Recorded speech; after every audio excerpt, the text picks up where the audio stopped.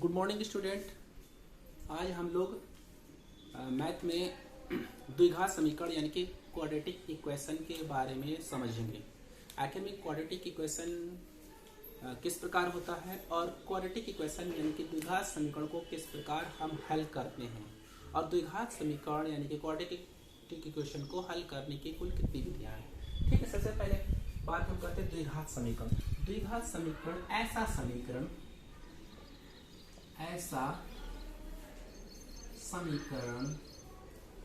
जो ax square plus bx plus c के रूप में हो।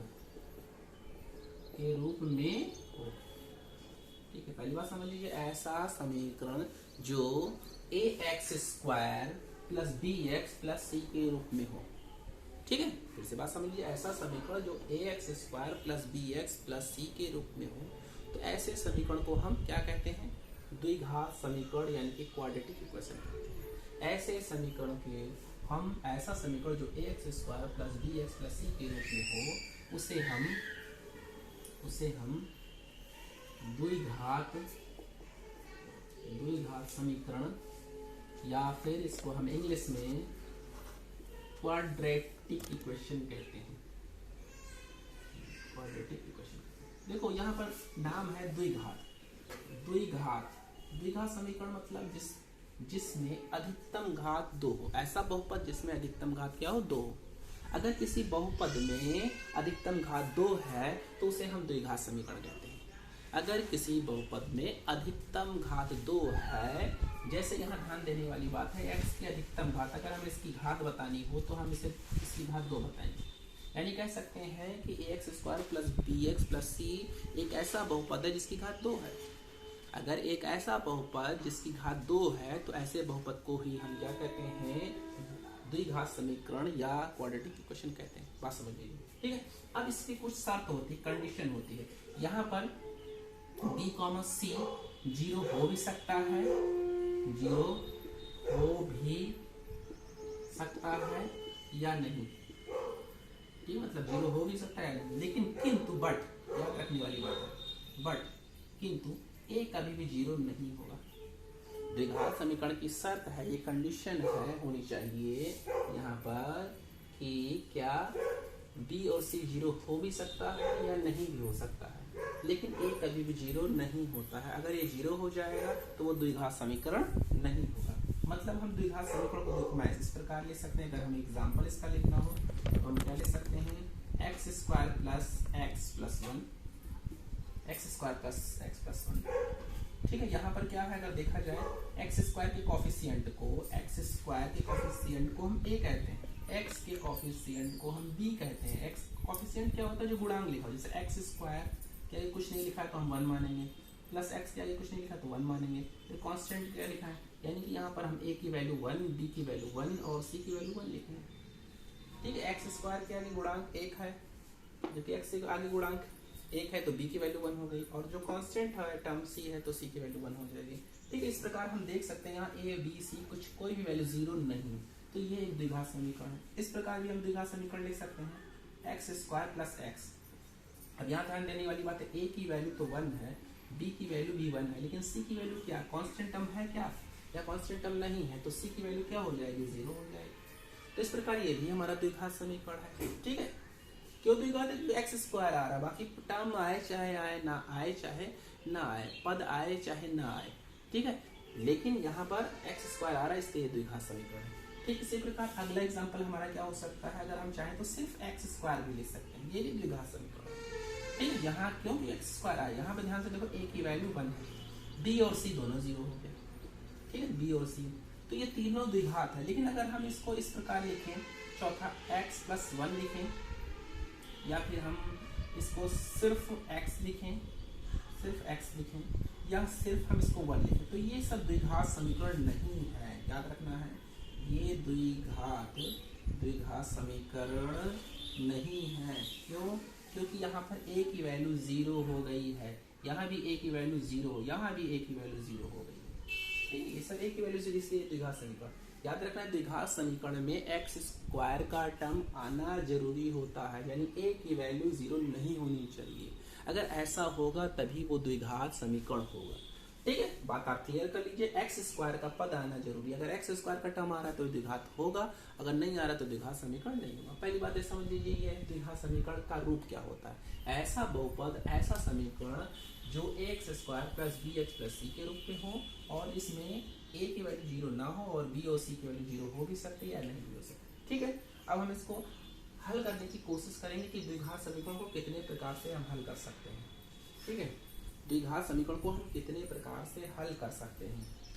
द्विघात समीकरण को हल करने की कुल 3 विधियां हैं। अब आप समझ लीजिए, द्विघात समीकरण को हल करने की कुल 3 विधियां हैं। द्विघात समीकरण को हल करने की कुल 3 विधियां हैं। ठीक है, नंबर 1 गुणनखंड द्विघात समीकरण हल करने की विधियां। कुल कितनी विधियां हैं। नंबर 1 गुणनखंड बनाकर, दूसरा पूर्ण वर्ग बनाकर, और तीसरा सूत्र का प्रयोग करके।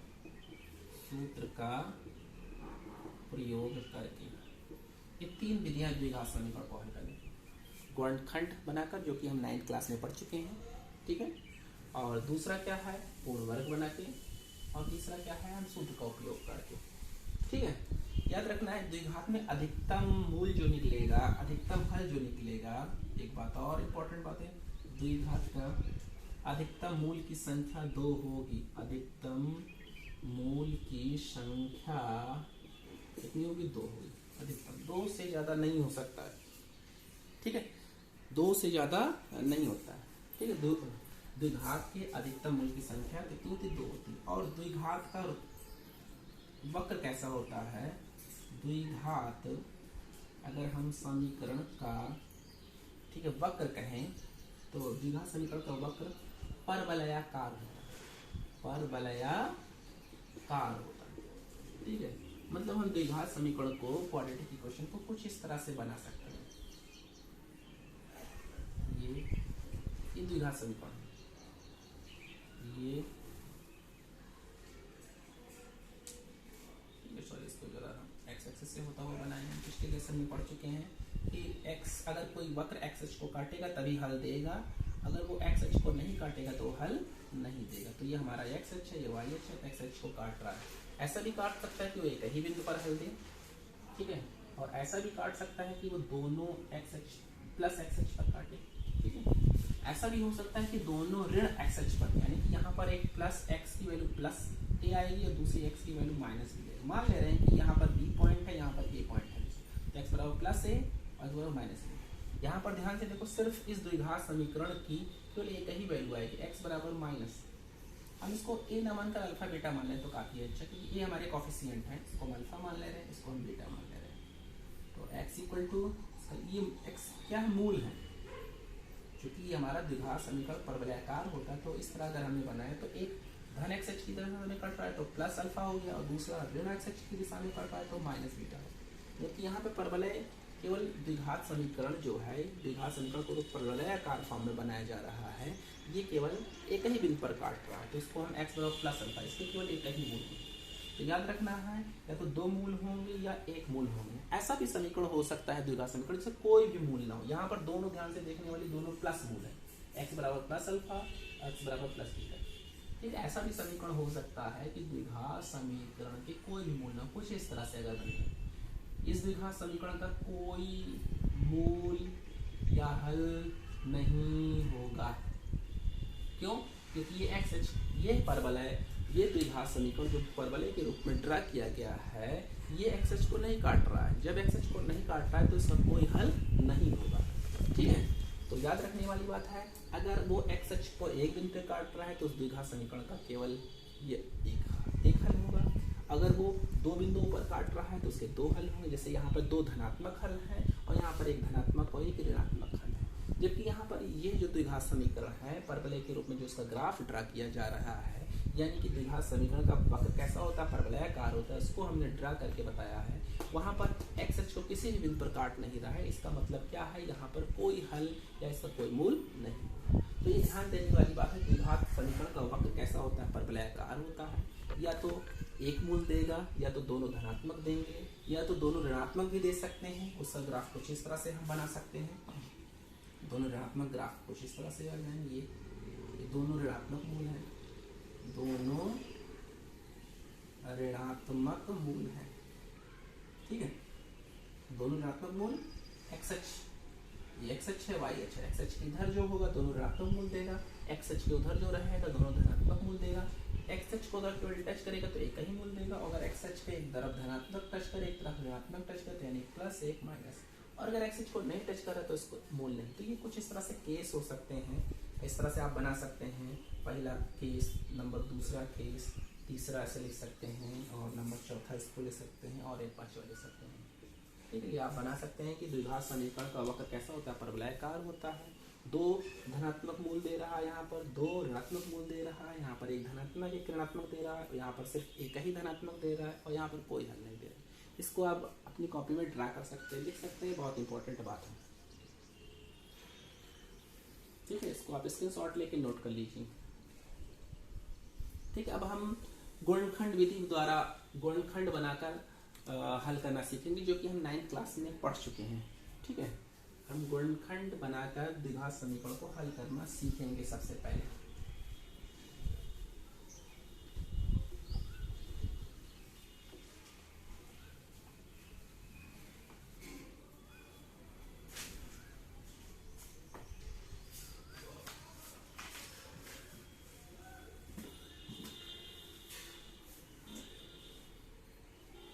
ठीक है, जैसे ये क्वेश्चन है आपसे एग्जाम में पूछा, x square minus 2x plus 3 equal to 0 पूछा जाएगा, इस द्विघात समीकरण का हल कीजिए। -3 है, ठीक है क्वेश्चन, ठीक है, x square minus 2x minus 3 equal to 0।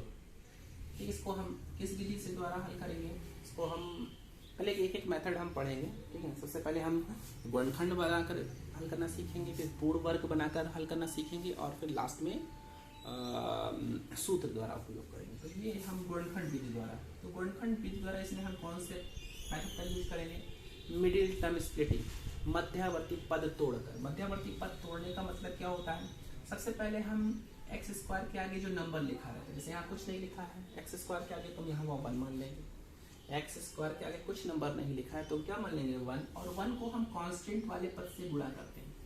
ये मध्यवर्ती पद तोड़ने का नियम बता रहे हैं, जो कि हम 9th क्लास में पढ़ चुके हैं। सबसे पहले हम एक्स स्क्वायर, पहले इसको हम इस फॉर्म में लिखेंगे, याद रखिएगा। अगर इस रूप में नहीं है तो सबसे पहले इस रूप में आप लिख लीजिए, ये x square plus b x plus c, मतलब एक्स स्क्वायर वाला सबसे पहले, फिर एक्स वाला बीच में, और फिर कांस्टेंट टर्म जिसके साथ एक्स नहीं वो लास्ट में। तो यहाँ पे पद रूप सही बना हुआ, एक्स स्क्वायर सबसे पहले है, फिर एक्स बीच में है, फिर कांस्टेंट टर्म क्या है सबसे लास्ट में। तो सबसे पहले हम एक्स स्क्वायर लिख लिए, लिखा हुआ है -2x, एक्स वाला पद, फिर कांस्टेंट। एक्स स्क्वायर के आगे क्या गुणांक लिखा है, 1 कुछ नहीं लिखा है तो 1 मान लेंगे, और यहाँ कांस्टेंट टर्म क्या है 3 है, तो इन दोनों को हम गुणा करेंगे। तो अगर हम 1 को 3 से गुणा करेंगे तो 3 बन जा 3 हो जाएगा। ठीक है, कांस्टेंट टर्म एक्स स्क्वायर के आगे 1 है, कांस्टेंट 3 है, दोनों को गुणा करेंगे तो क्या 3 का कुछ इस तरह से फैक्टर किया जाए। 3 का फैक्टर क्या हो सकता है, सिर्फ एक ही हो सकता है, 3 बन जा 3, और 3 की टेबल किसी टेबल में तो आता नहीं है। अब हम इसको जोड़ें या घटाएं ताकि बीच वाला पद आ जाए, जैसे हम 3 और 1 को जोड़ें या घटाएं ताकि ये बीच वाला पद आ जाए। तो 3 और 1 को अगर हम जोड़ेंगे तो 2 तो आएगा नहीं, अगर हम 3 में 1 को घटा दें, 3 - 1 कर दें, तो कितनी वैल्यू आ जाएगी 2।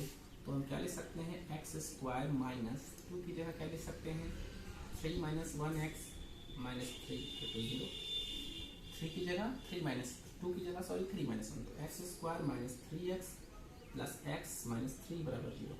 कुछ इस तरह से 4 टर्म हो गए, इसको हम फैक्टराइज कर लेंगे। x कॉमन हो गया, x कॉमन हुआ तो क्या आ जाएगा, x माइनस 3 प्लस 1 कॉमन हुआ, x माइनस 3 इक्वल टू 0, तो क्या हो जाएगा x minus 3 into x plus 1 equal to 0। तो इस तरह से हमारे ये फैक्टर हो गए। अब हम यहाँ से मूल कैसे निकालेंगे, द्विघात समीकरण मूल निकालने के लिए सबसे पहले गुणनखंड x माइनस 3 को 0 कर दो, तो x की वैल्यू कितनी आ जाएगी 3। x माइनस 3 को आपने 0 कर लिया तो x इक्वल टू कितना आ गया 3, ये पहला मूल है। दूसरा x प्लस 1 बराबर 0 कर लो, तो x की वैल्यू कितनी आ जाएगी -1। तो इस तरह से हमारे इसके मूल क्या निकला है, मूल निकला है 3, -1। तो ये हमने गुणनखंड विधि द्वारा इस समीकरण को हल कर लिया, जिसका मूल क्या निकल रहा है 3, -1। इसको आप स्क्रीनशॉट ले लीजिए, नोट कर लीजिए, ताकि हम आगे बढ़े नेक्स्ट क्वेश्चन पर। इस तरह के क्वेश्चन चूंकि हम 9th में पढ़ चुके हैं, इसलिए हम इस पर ज़्यादा चर्चा नहीं करेंगे। हम 2-3 क्वेश्चन 4 क्वेश्चन आपको दे रहे हैं और उसके आंसर लिख दे रहे हैं, ताकि आप घर पे बैठ के उसका प्रैक्टिस करें। ठीक है, हम अगले मेथड पर चलेंगे। ठीक है, कुछ क्वेश्चन हैं, इसको हम नोट कर देते हैं।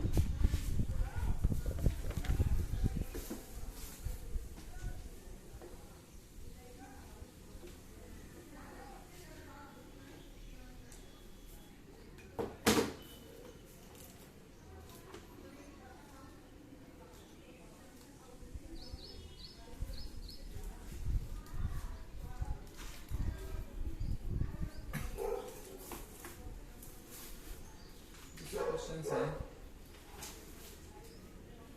x + 1/x तो 10/3। थर्ड क्वेश्चन है 1/x² + 3 = 1/12। फोर्थ क्वेश्चन है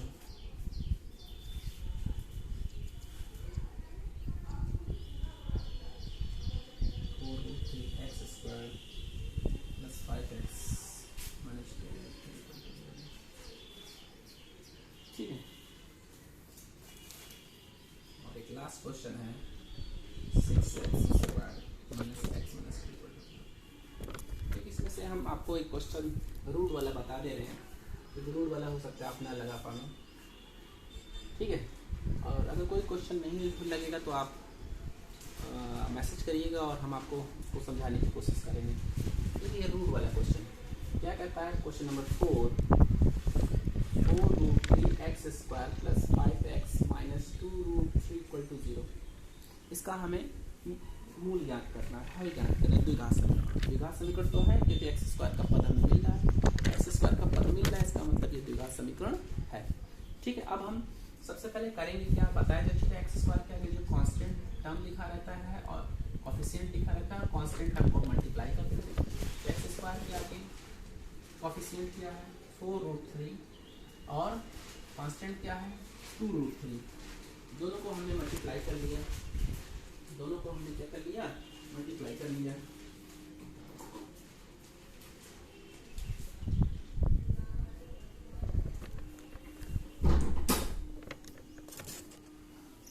दोनों को हमने मल्टीप्लाई कर लिया। ठीक है, अब हम उसके बाद इसको मल्टीप्लाई करेंगे तो कितना आ जाएगा 4×2 = 8 और √3 3। किसी रूट को उसके रूट से अगर हम मल्टीप्लाई कर लें, अगर हम किसी रूट को रूट से मल्टीप्लाई करें, वहाँ रूट हट जाता है, तो √3 को √3 से मल्टीप्लाई करेंगे तो कितना जाएगा 3। जैसे अगर हम √2 को √2 से करेंगे, याद रखिएगा कभी रूट को तो रूट हट जाएगा 2। √5 को √5 से मल्टीप्लाई करेंगे तो 5 आ जाएगा। √8 को √8 से मल्टीप्लाई करेंगे तो 8 आ जाएगा। ऐसे √3 को √3 से मल्टीप्लाई करेंगे तो कितना आ जाएगा 3। वहाँ √3 × √3 यानी कि इसको टोटल मल्टीप्लाई करने पर कितना आ गया 24। अब हमें यहाँ 24 का फैक्टर करना है। 24 का क्या क्या फैक्टर हो सकता है, किसके किसके टेबल में 24 आता है, आप सोचिए।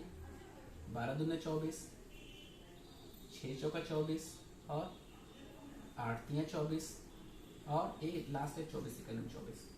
कुछ इस तरह से इतने टेबल में आते हैं। इनको सबको हमें इन्हीं टर्म की सहायता से हमें बीच वाले पद को तोड़ना है। जैसे हम 24 और 1 को अगर हम जोड़े तो क्या 5 आएगा, स्वाभाविक सी बात है। हम 24 से 1 जोड़ेंगे तो 25 हो जाएगा, घटाएंगे 23 हो जाएगा, यानी कि 24 1 से 5 नहीं आ सकता। 12 और 2 को जोड़े घटाएं तो भी 5 नहीं आ सकता। 6 और 4 को जोड़े घटाएं तब भी नहीं आ सकता। अगर हम 8 और 3 को जोड़ेंगे तो 11 आएगा, लेकिन हम 8 में अगर 3 घटा दें, 8 में 3 को क्या कर दें घटा, तो क्या आ जाएगा 5। इसका मतलब हम इस 5 को कैसे तोड़ेंगे 8 - 3 लिखकर। इस 5 को हम कैसे तोड़ेंगे 8 - 3, जो इसके फैक्टर होते हैं उसी की सहायता से हम तोड़ सकते हैं। इस बात का आपको ध्यान रखना है, हम फैक्टर के अलावा और कोई टर्म यूज नहीं कर सकते। तो कितना जाएगा 4√3x² प्लस 5 की जगह क्या लिख सकते हैं 8 - 3 × x - 2√3 = 0। अब क्या काम करेंगे हम इसको 4√3x² प्लस 8x - 3x - 2√3 = 0। हमने x से मल्टीप्लाई कर दे 8x माइनस 3x माइनस 2√3। ठीक है, अब यहाँ पे क्या काम किया जाएगा, हम कॉमन करने जा रहे हैं पहले दूसरे स्टेप में और तीसरे चौथे में। पहले दूसरे स्टेप में क्या कॉमन है, पहले दूसरे स्टेप में क्या कॉमन है, 4 कॉमन है, तो 4 कॉमन है, 4 और साथ में x, ध्यान से देखें 4 यहाँ है 8 यहाँ, तो 4 कॉमन हो सकता है, 4x हमने कॉमन कर लिया, तो बचा क्या 4√3x² में 4 कॉमन हुआ और x कॉमन हुआ, तो यहाँ से एक रूट बच रहा है √3 और x लिखेंगे, प्लस 8 में 4 कॉमन करेंगे, कॉमन का मतलब डिवाइड, अब 8 में 4 से डिवाइड कर दिया जाए तो कितनी वैल्यू आ जाएगी 2, तो यहाँ लिख देंगे 2 और x तो कॉमन हो चुका है इसलिए x बचेगा नहीं, हम यहाँ छोटा ब्रैकेट लगा दे रहे हैं। अब ठीक, कॉमन का ये रूल होता है, जो चीज़ फैक्टर में आगे आ रहा है वही चीज़ पीछे आना चाहिए, नहीं तो फैक्टर हमारा सही नहीं होगा। अब हम यहाँ पर 3 को क्या लिख सकते हैं, अभी आपने पीछे लिखा √3 को, 3 को हम √3 × 3 लिख सकते हैं, तो यहाँ पर हम इस 3 को कुछ इस तरह से तोड़ देंगे, √3 × √3x माइनस 2√3 बराबर 0। अब देखिए यहाँ क्या कॉमन है, अब यहाँ पर क्या कॉमन है, क्या कॉमन ले सकते हैं, कुछ इस तरह से 4x √3x + 2, यहाँ पर एक √3 कॉमन हो गया और दोनों जगह चूंकि माइनस है तो माइनस भी कॉमन कर लेंगे, तो माइनस √3 कॉमन, बचा क्या, माइनस √3 कॉमन हुआ तो बचेगा एक √3 × x, भाई 2 रूट है तो एक रूट कॉमन होगा तो बचेगा क्या, एक रूट और एक x, तो √3 × x, माइनस दोनों जगह है तो माइनस माइनस कॉमन करेंगे तो अंदर क्या हो जाएगा प्लस, +2 = 0, क्यों, क्योंकि 2√3 में √3 कॉमन करेंगे तो 2 बचेगा, तो √3x + 2 √3 + x + 3 पूरे में कॉमन हो गया, तो आएगा क्या √3x + 2 × 4x माइनस √3, ये इसका फैक्टर होगा। अब हम यहाँ से क्या काम करेंगे, यहाँ से रूट की वैल्यू निकालेंगे एक एक करके, जैसे √3x + 2 = 0 हमने किया, तो x की वैल्यू क्या निकलेगी, √3x = -2, दैट मीन्स x = कितना निकलेगा, -2/√3, ये हमारा इस द्विघात समीकरण का पहला मूल है। √3x + 2 = 0, तो √3x = -+2 को ट्रांसफर करेंगे, पक्षांतरित करेंगे -2, तो x = -2/√3, तो इस तरह से हमारी x की वैल्यू निकल आई। अब इसको हम थोड़ा इरेज कर दे रहे हैं क्योंकि हमें एक और मूल निकालना है। ठीक है, यहाँ से दूसरा मूल क्या निकलेगा, यहाँ ध्यान देने वाली बात है, दूसरा मूल क्या निकलेगा, दूसरे वाले को फैक्टर को हम 0 करेंगे, 4x - √3 = 0, यानी कि 4x = √3, तो x = √3/4। तो इस तरह से हमारे दो मूल कौन कौन से इस द्विघात समीकरण के निकले, पहला निकला पॉजिटिव वाला पहले लिख दे रहे हैं √3/4 और दूसरा नेगेटिव वाला लिख दे रहे हैं -2/√3, 2/√3। तो ये हमारे समीकरण के दो मूल, द्विघात समीकरण के दो मूल निकल आए। ठीक है,